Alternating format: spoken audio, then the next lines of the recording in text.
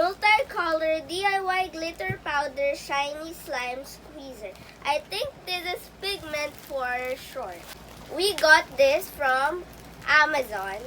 www.amazon.com. Now let's open it.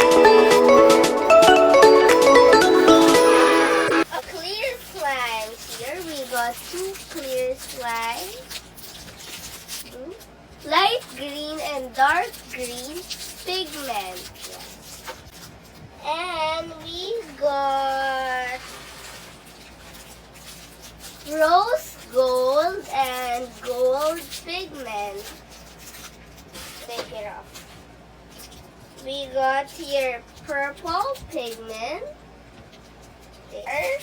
We got blue pigment. There, and the white pigment. But I will do a video that I will use this and how to make metallic slime. So turn